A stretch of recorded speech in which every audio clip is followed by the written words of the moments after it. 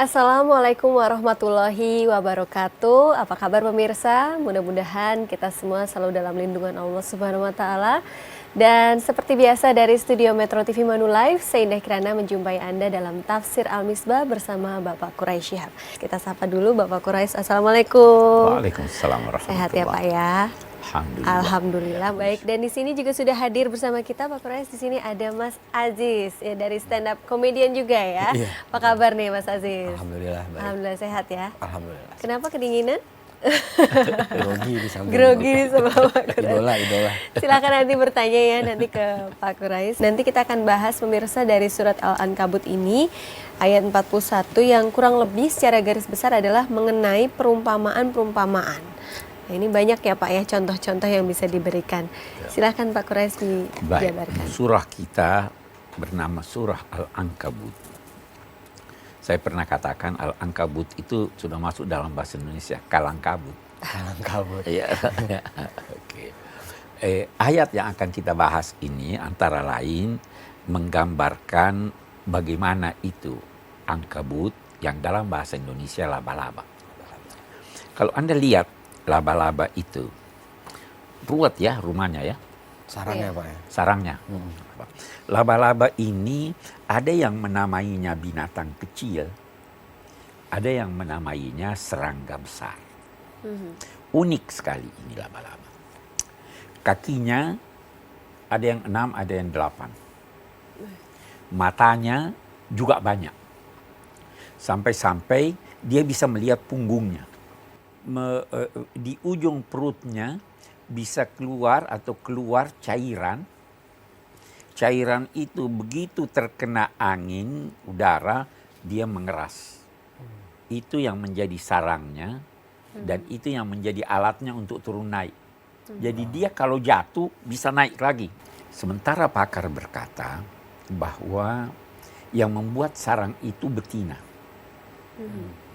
bukan jantannya. Keadaan laba-laba dan sarangnya seperti ini, itulah yang menjadi perumpamaan tentang orang-orang yang menyembah berhala, yang ingin mendapatkan perlindungan dari sesuatu selain Allah, padahal perlindungan itu tidak akan diperolehnya sebab dia berlindung kepada sesuatu yang sangat lemah, yaitu sarang laba-laba. Laba-laba ini juga kita lihat untuk kita pahami, ini perumpamaan yang diberikan oleh Allah di sini. Laba-laba ini membuat sarangnya menjadi perangkap.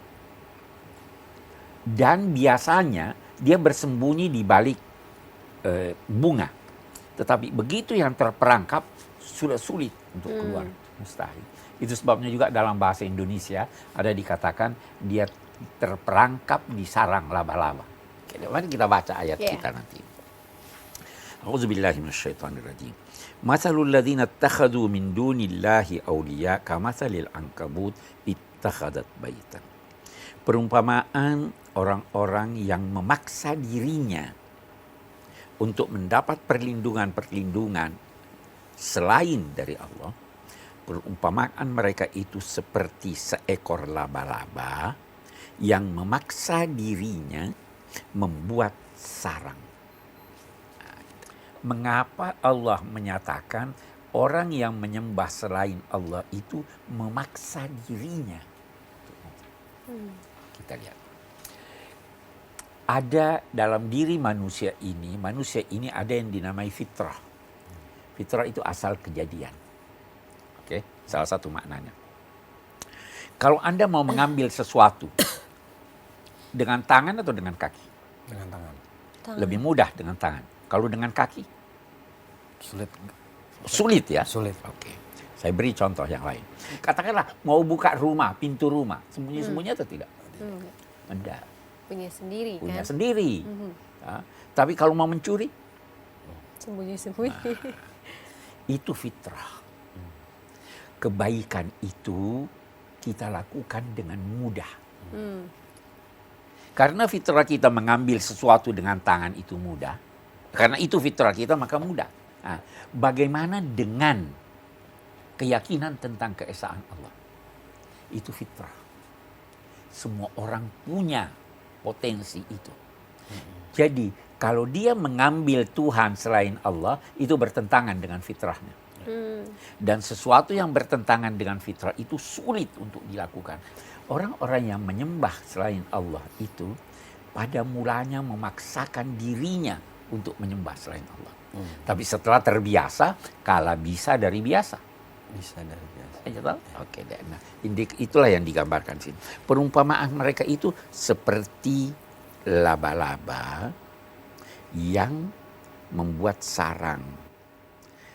Mereka itu yang menyembah selain Allah adalah seperti laba-laba. Laba-laba membuat sarang untuk melindungi dirinya, tetapi kata ayat ini, sesungguhnya sarang atau rumah yang paling rapuh itu adalah rumah laba-laba. Anda sentuh aja sedikit, dia jangan. Iya. Tidak bisa memelihara dari hujan atau sengatan panas matahari. Kalau seseorang mengambil pelindung selain dari Allah, dia bagaikan laba-laba yang mengandung.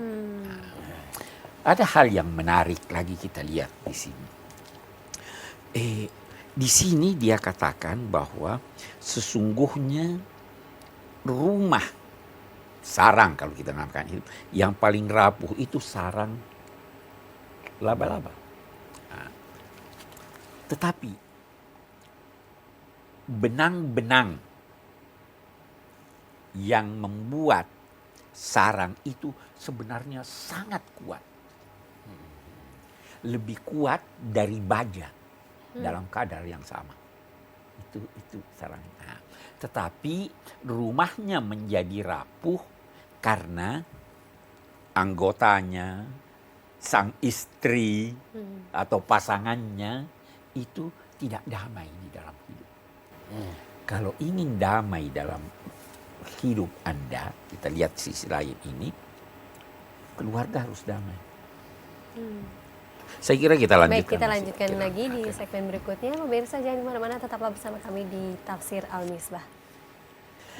Berhala-berhala ini lemah, tidak perkasa.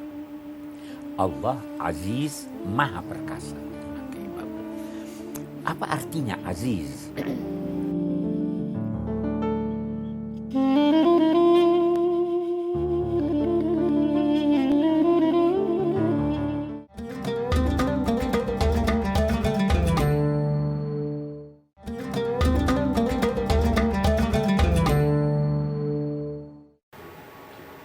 Terima kasih Anda masih bersama Tafsir Al-Misbah, dan kita sampai di segmen 2. Tadi kita sudah bisa petik sedikit secara fitrahnya setiap manusia ini memiliki keyakinan kepada Allah ya. Allah Subhanahu wa taala. Tapi berarti orang yang menyembah selain Allah itu sebenarnya memaksakan diri untuk menyembah selain daripada Allah Subhanahu wa taala. Baik, silahkan Pak Quraish. Baik, mari kita lihat lanjutannya. Lanjutannya ayat ini berkata, Innallaha ya'lamu ma yad'una min dunihi min syai' wa huwal azizul hakim. Sesungguhnya Allah senantiasa mengetahui apa yang mereka sembah selain Allah, apapun itu, dan Dia Maha Perkasa lagi Maha Bijaksana. Kita garis bawah ini. Berhala-berhala ini lemah, tidak perkasa. Allah Aziz, Maha Perkasa. Bagus. Apa artinya Aziz? Ada 3 komponen yang harus menyatu pada Aziz, baru dia dinamai Aziz. Yang pertama, dia dibutuhkan. Segala sesuatu butuh kepada Allah dan Allah tidak butuh. Anda barangkali dibutuhkan, tapi bukan semua orang butuh Anda, dan bukan semua kebutuhan orang Anda dapat penuhi. Yang kedua, tidak ada samanya. Allah tidak ada samanya. Tidak ada yang menyamai. Tidak ada yang menyamainya. Orang yang perkasa itu adalah yang jarang samanya. Allah Maha Perkasa karena tidak ada samanya. Yang ketiga, bahwa Dia hakikatnya tidak diketahui. Kita tidak tahu zat Allah hakikatnya apa. Iya. Manusia yang tidak mudah didekati sehingga tidak dikenal itu perkasa. Saya pernah berkata itu sebabnya presiden, raja, tidak semua orang bisa dekat sama dia. Allah maha perkasa. Berhala-berhala itu yang mereka bertuhan maha lemah. Allah perkasa sekaligus maha bijak. Itu ayat kita. Wa tilkal amsalu nadribuha linnasi wa ma yaqiluha illal alimun.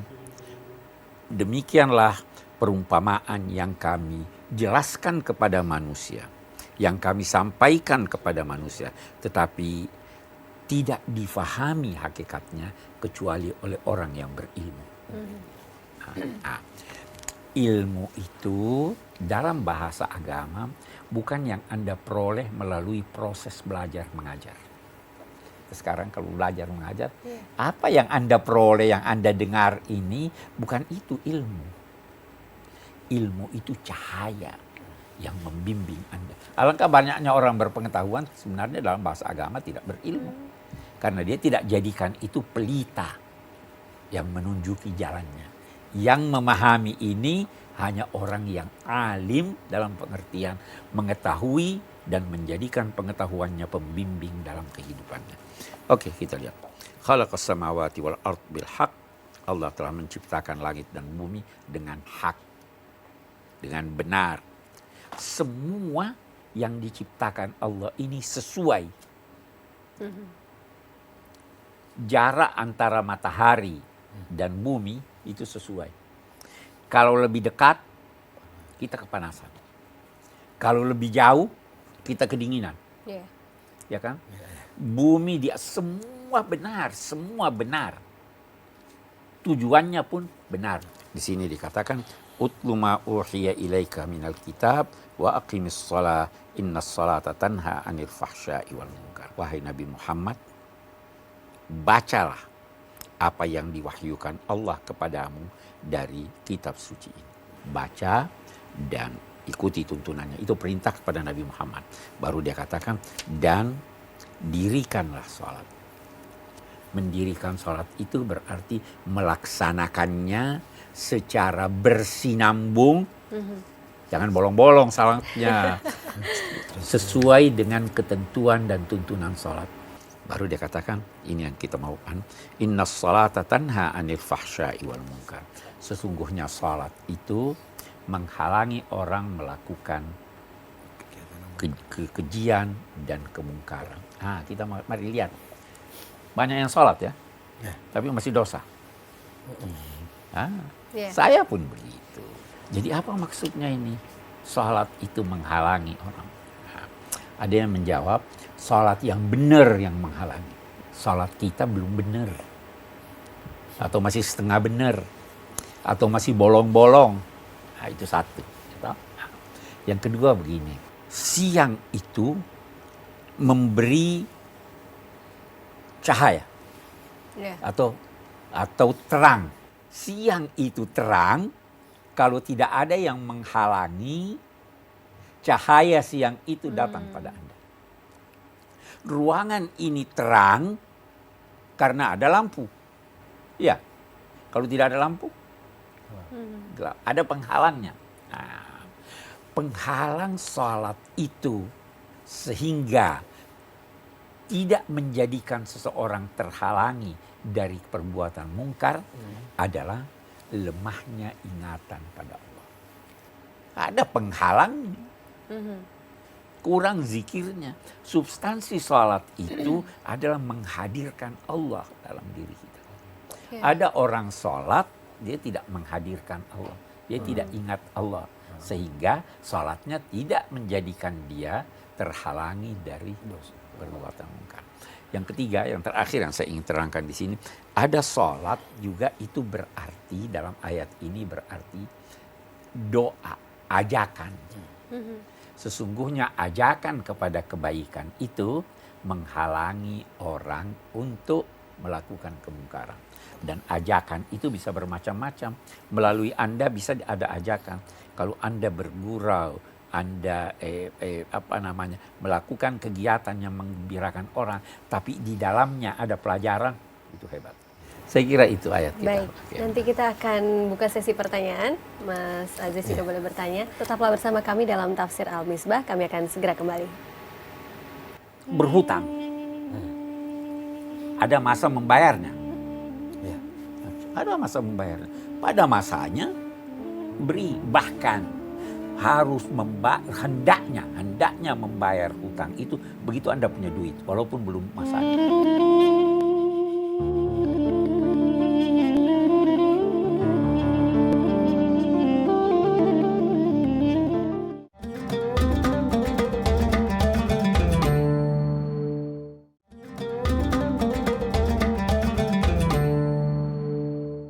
Baik, Anda kembali lagi dalam Tafsir Al-Misbah. Tadi sudah dijabarkan surat Al-Ankabut. Sedikit banyak Bapak sudah ceritakan perumpamaan orang-orang yang menyembah berhala ini artinya berlindung kepada sesuatu yang lemah.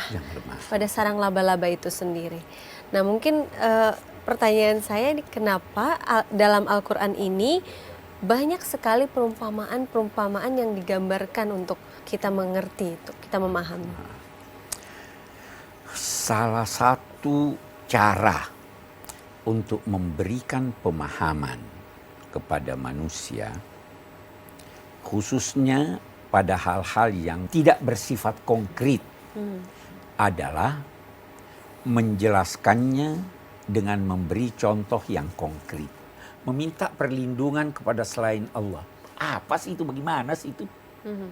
Maka saya berikan contoh, ini loh contohnya yang kamu bisa lihat sehari-hari. Nah, itu yang Al-Quran namakan masal, perumpamaan. Jadi mengambil sesuatu atau menjelaskan sesuatu yang tidak konkret dengan sesuatu yang konkret, yang bisa terlihat dengan mata, bisa teraba, bisa ini. Itu banyak sekali di dalam Al-Quran seperti itu. Dan bisa mempunyai makna yang berbeda-beda. Betul. Kalau saya berkata merah, apa artinya? Merah. Bisa bermacam-macam.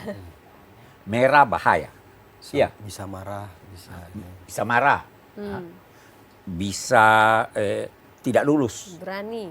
Bisa berani. Bermacam-macam kan? Itu, maka perlu ada sesuatu yang konkret yang menjelaskan. Mas Aziz mungkin sudah ada pertanyaan Ada. yang ingin ditanyakan.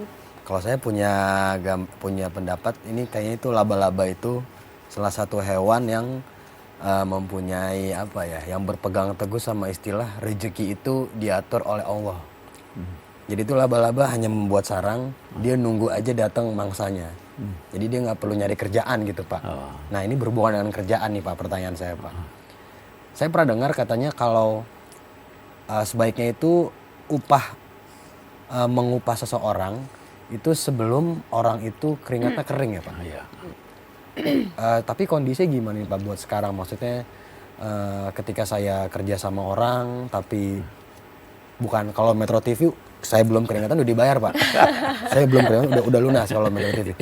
Di tempat lain tuh kadang ada yang kayak gitu tuh, saya tuh seharusnya bagaimana, Pak? Apa saya keluarkan kata-kata itu? Iya, kalau masa sekarang itu biasanya pada umumnya ada kontrak atau ada kebiasaan yang sudah membudaya dalam satu masyarakat. Boleh jadi dengan pembantu di rumah tidak ada kontrak, tidak ada tanda tangan, ya kan? Tetapi telah membudaya bahwa pada akhir bulan dia menerima itu. Islam menghendaki itu, bahwa jangan tunda sesuatu yang mestinya Anda tunaikan. Jangan menunda sesuatu, pokoknya menunda itu tidak boleh. Berhutang. Ada masa membayarnya. Ya. Ada masa membayarnya. Pada masanya beri, bahkan harus hendaknya membayar hutang itu begitu Anda punya duit walaupun belum masanya. Ya. Yang buruk, yang dilarang oleh Islam adalah menunda-nunda hak orang. Itu tidak adil, itu kezaliman. Saya beri contoh yang lain yang sejalan dengan ini. Anda mau mengurus sesuatu, katakanlah KTP, pergi ke kantor, petugasnya sudah bisa selesaikan sekarang, datang besok. Itu benar atau tidak? Tidak. Tidak benar. Tidak. Menunda-nunda itu tidak boleh. Nah, apalagi tidak membayar. Ya. Itu dari satu sisi pertanyaan Anda yang pertama. Yang kedua, sebenarnya laba-laba itu berusaha atau tidak? Dia berusaha membuat sarang, usaha kan? Iya. Dia berusaha menangkap. Jadi jangan berkata bahwa laba-laba tidak berusaha.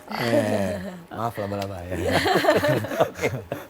Sama satu lagi Pak, ini Pak pertanyaan saya Pak. Saya kan berhubungan dengan dunia hiburan komedi nih Pak.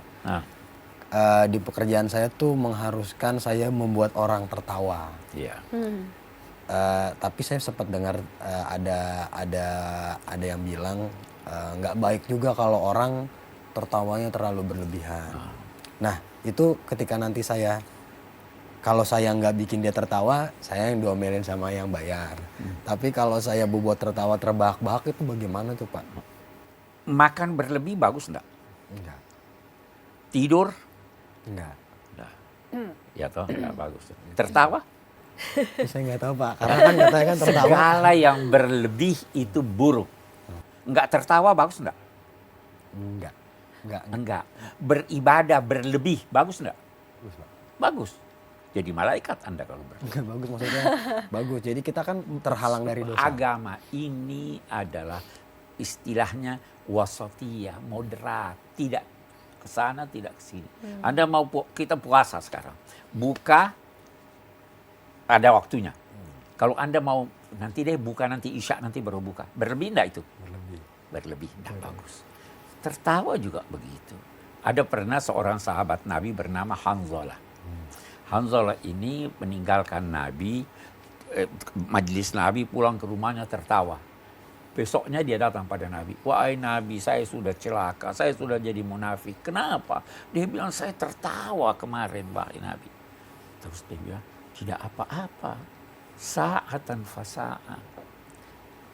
Ada waktunya ketawa, perlu ketawa. Perlu juga prihatin. Ya. Kalau terus hidupnya tertawa, kapan? Ya, jadi boleh sekali. Mungkin yang tidak boleh itu tertawa sendiri ya. Gila. Tertawa sendiri pun tidak apa-apa. Kalau Anda mengenang sesuatu, kan bisa tertawa sendiri, ya kan? Tidak ada masalah. Baik. Tidak ada masalah. Kita akan lanjutkan kembali di segmen berikutnya. Pemirsa, jangan kemana-mana, tetaplah bersama kami di Tafsir Al-Misbah. Menyangkal, mengkufuri itu bermacam-macam. Ada yang sudah tahu, tapi dia tidak mau nyatakan.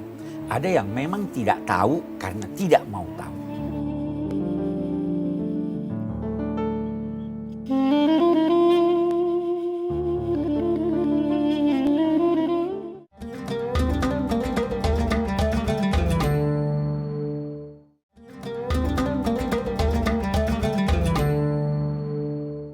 Terima kasih Anda masih bersama kami dalam Tafsir Al-Misbah. Dan tadi kita sudah banyak bertanya perumpamaan-perumpamaan yang tergambarkan dalam surat Al-Ankabut. Dan tadi sedikit ya Pak ya mengenai orang yang menyembah berhala tadi. Ini kan pada dasarnya hati nurani atau fitrahnya itu adalah dia tahu keberadaan Allah. Kenapa orang-orang itu masih menyangkalnya? Ada yang menyangkalnya karena hatinya kotor.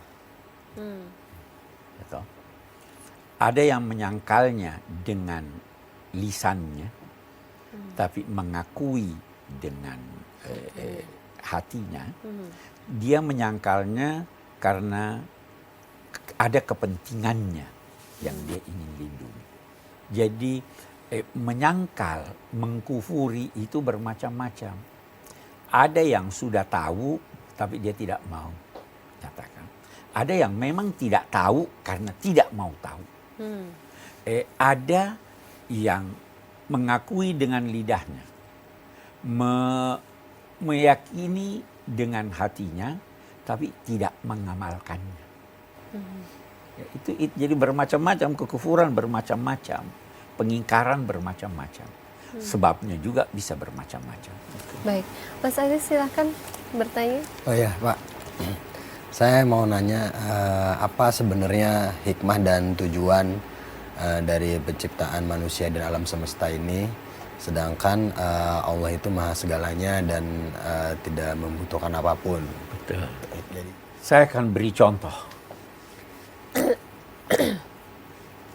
Seandainya saya berkata pada Anda, mau ke Amerika?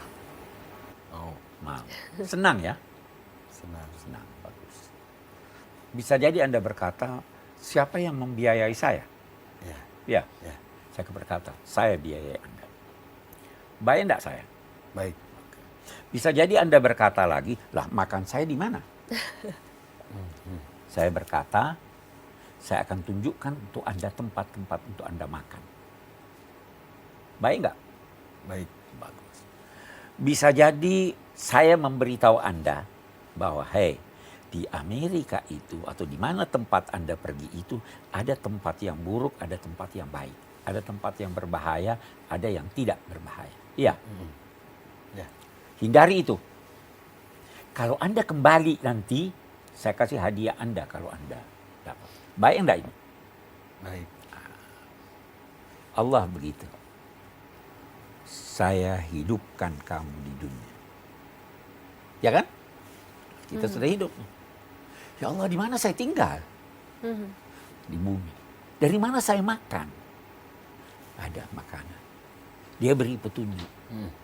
Ini untuk menunjukkan supaya kalau kembali Anda dapat yang lebih hebat. Kan masuk surga. Jadi Allah tidak punya kepentingan mau Islam, tidak mau Islam, tidak. Tetapi dia kasihan pada kita, dia rahmat pada kita. Allah telah menciptakan bumi, perlu dimakmurkan. Oke, dia ciptakan manusia buat memakmurkan bumi. Ya, Ya, betul. Oke. Jadi semua itu yang diciptakan pasti ada tujuannya. Ya? Pasti ada tujuannya, tapi tujuannya bukan untuk kemaslahatan Tuhan. Tujuannya untuk kemaslahatan makhluk. Baik, ini kembali lagi ada pemirsa yang ingin bertanya. Bapak Quraisy, mohon disimak pertanyaannya. Oke, Assalamualaikum warahmatullahi wabarakatuh. Nama saya Istighfar Ramadan. Pak Quraisy Shihab, saya ingin bertanya, apa sih sebenarnya yang terkandung dalam sholat sehingga sholat itu dapat mencegah dari perbuatan keji dan munkar? Terima kasih. Assalamualaikum warahmatullahi wabarakatuh. Sekarang begini, sholat itu ada bentuknya, ada substansinya. Itu ada ayat di dalam Al-Quran, surah di dalam Al-Quran menyatakan, fawailun lil musalli, celakalah orang-orang yang sholat, yang melupakan substansi sholatnya. Dia bukan lupa dalam sholat. Kita biasa lupa, ini sudah berapa rakaat ini, ya kan? Tapi ini melupakan substansi sholatnya. Ada substansi sholat. Substansi sholat itu apa? Yura'un, itu lawannya, tulus, merasakan kehadiran Allah. Dan membantu. Anda sholat itu harus tulus, harus merasakan kehadiran Allah. Kalau Anda rasakan kehadiran Allah, Anda pasti optimis. Ya. Ya Allah di samping saya, kenapa takut, kenapa ini? Jadi hikmahnya untuk Anda mendapatkan ketenangan dalam hidup. Nah, baru apa yang kedua, yang melupakan substansi yang ini lagi, yang na'unal ma'un, tidak mau bantu orang. Apa maknanya? Kita lihat sekarang.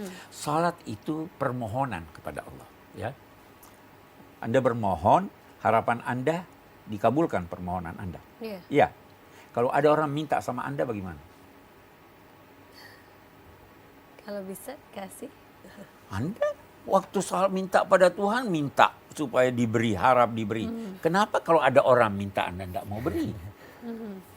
Jadi substansi sholat, setelah merasakan kehadiran Allah sehingga lahir ketenangan dalam diri Anda juga dengan sholat itu harus mampu untuk memberikan orang sesuai dengan kemampuan Anda. Kalau ini tidak terjadi, maka Anda tidak dinilai melaksanakan sholat bahkan dinilai celaka. Ya. Fawailun lil musallin. Celakalah orang-orang yang sholat. Alladzina hum an salatihim sahun. Mereka itu menyangkut salat mereka. Mereka lupa. Substansinya, mereka itu yang riya, tidak tulus. Padahal salat harus tulus. Dan mereka itu yang tidak mau membantu walau sedikit. Itu sebabnya kalau kita bicara lebih panjang soal ini. Di dalam salat itu kita berdialog dengan Tuhan. Iyyaka na'budu, hanya kepadamu. Dialog enggak itu? Iya. Karena Anda merasakan kehadirannya. Ini dia lihat saya lihat dia. Bukan, dia bukan di belakang saya. Saya dihadap. Ya Allah, hanya kepadamu kami meminta pertolongan. Ya kan na'budu wa iyyaka nasta'in. Ya kan? Ya Allah, beri saya petunjuk ini. Kan minta ini. Mau. Kalau ada orang minta tolong saya bagaimana? Ya, itu sholat. Saya kira begitu kira-kira ya. Baik, jadi sholat itu tidak hanya sekedar gerakan. Bukan seperti sekedar gerakan bagus, tetapi menghadirkan Allah. menghadirkan Allah ya. Baik, Pak Quraish, mungkin kita akan melanjutkan kembali di segmen berikutnya. Mas Aziz juga masih boleh bertanya lah nanti ya. Baik pemirsa, jangan kemana-mana, tetaplah bersama kami dalam Tafsir Al-Misbah. Di masyarakat kita, berbicara di hadapan orang tua kita dengan memegang pinggul ini. Buruk atau baik? Buruk. Dalam masyarakat. Kalau di Eropa,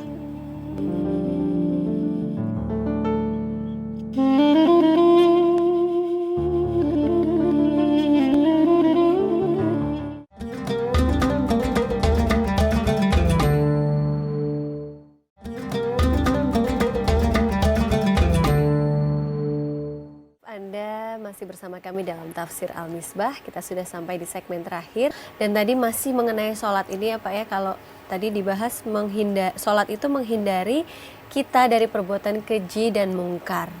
Sebenarnya apa bedanya keji dan mungkar ini? bagus. Al-fahsya'i wal munkar. Kekejian itu atau fahsya itu adalah sesuatu yang buruk dalam pandangan agama, pandangan akal, dan pandangan budaya. Buruk dalam pandangan agama, akal, dan budaya. Saya beri contoh. Berzina itu buruk ya. Sekarang ada hal-hal dalam kehidupan bermasyarakat kita yang dalam pandangan agama tidak buruk, tetapi dalam pandangan budaya buruk. Saya beri contoh, dua masyarakat. Di masyarakat kita, berbicara di hadapan orang tua kita dengan memegang pinggul ini. Buruk atau baik? Buruk. Dalam masyarakat. Kalau di Eropa? Belum tahu Bisa saya. saja. Di Eropa Ya toh? seperti apa ya? Bisa saja, itu Bisa, tidak dianggap iya. buruk itu. Iya. Ya toh? Anak kecil minum minuman keras, dosa enggak dia? Kalau belum tahu, Kalau belum tahu, kalau belum dewasa, tidak dosa. Tapi buruk dalam pandangan masyarakat, Buruk. nah itu mungkar. Jadi kemungkaran itu adalah sesuatu yang dianggap buruk oleh masyarakat, walaupun oleh agama ditoleransi. Mencium istri, dosa atau tidak? tidak. Tidak. Kalau depan umum, Malu. ya anggap buruk, ya Iya. toh. Agama ini memerintahkan kita untuk memelihara budaya yang baik. Itu yang namanya ma'ruf.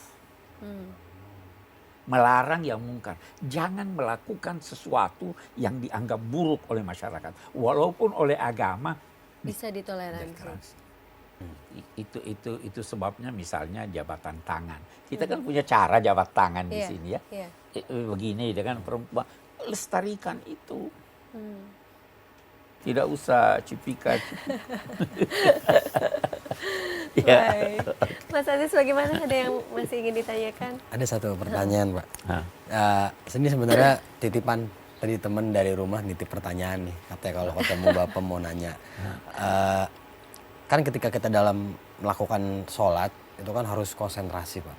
Konsentrasi maksudnya nggak boleh ada pikiran lain. Kita fokuskan hanya kepada Allah gitu, Pak ya. Yang saya tahu ketika kita sholat sebaiknya berjamaah karena berlipat-lipat pahalanya. Kalau ada orang baru masuk itu kan ditepuk ya, Pak ya, pundak. Itu kadang kan katanya bisa memecah konsentrasi itu, Pak. Ada cara lain nggak, Pak, selain menepuk pundak tapi orang itu tetap tahu ada makmum baru di belakangnya? Itu salah satu cara untuk memberitahu bahwa saya akan ikut kamu. Niatlah jadi imam, saya akan niat jadi makmum. Tapi takut mengganggu konsentrasi begitu. Siapa yang mengganggu konsentrasi? Yang nepuk. Takutnya pecah, jadi gitu. ini dalam konteks konsentrasi. Sekarang begini, kalau dalam konteks konsentrasi, memang kita diharapkan untuk berkonsentrasi kepada Allah waktu sholat. Tetapi tidak semua orang bisa begitu. Nabi pun pernah tidak konsentrasi. Dalam arti hilang ingatannya hanya kepada Allah.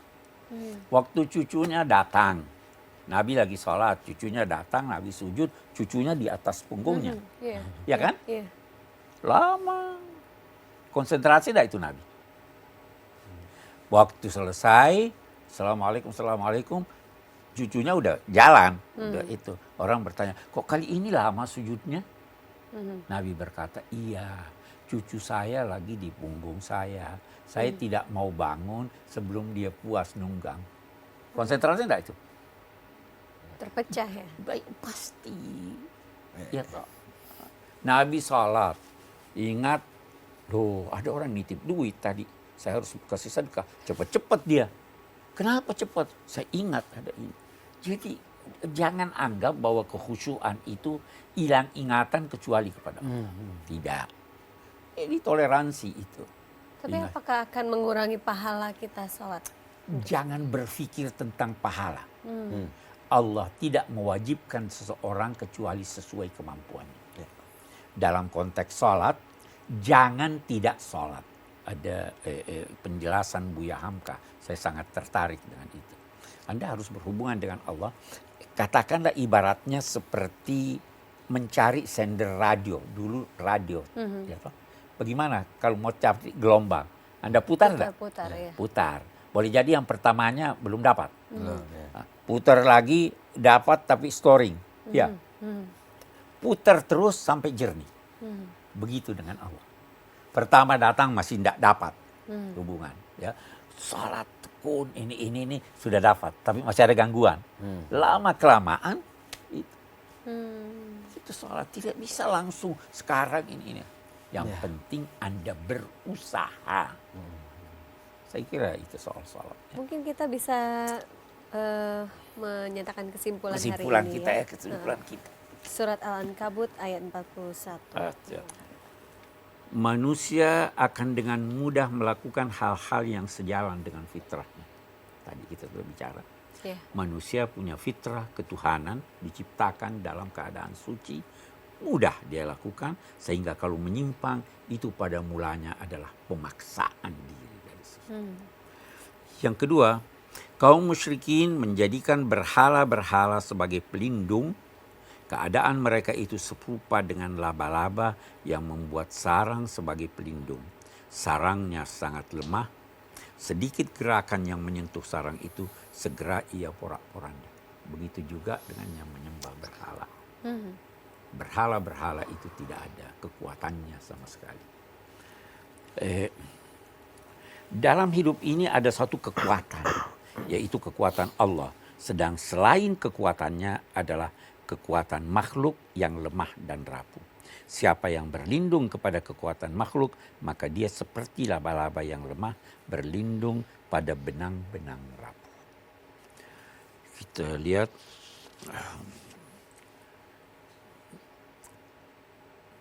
Dengan membaca Al-Quran, seseorang dapat terhindar dari kemusyrikan dan kebejatan.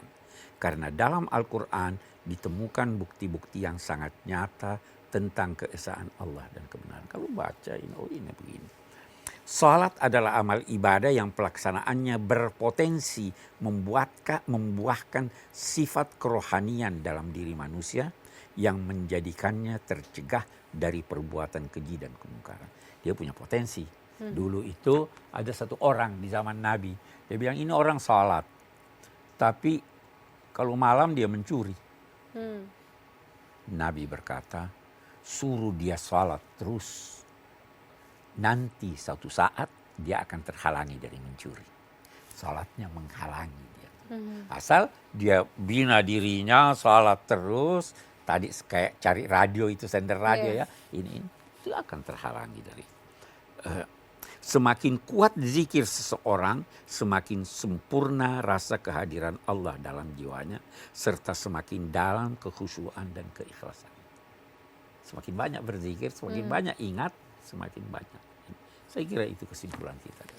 Baik, insya Allah apa yang dijabarkan ini bisa bermanfaat untuk kita di sini dan juga pemirsa di rumah. Dan untuk itu saya ucapkan terima kasih kepada Pak Quraish yang sudah banyak memberikan pengetahuan hari ini. Mas Aziz, terima kasih banyak sudah hadir di sini bersama kita. Dan pemirsa, insya Allah esok hari kita akan kembali lagi di jam yang sama dalam Tafsir Al-Misbah. Saya Indah Kirana mohon pamit. Wabillahi taufiq wal hidayah. Wassalamualaikum warahmatullahi wabarakatuh.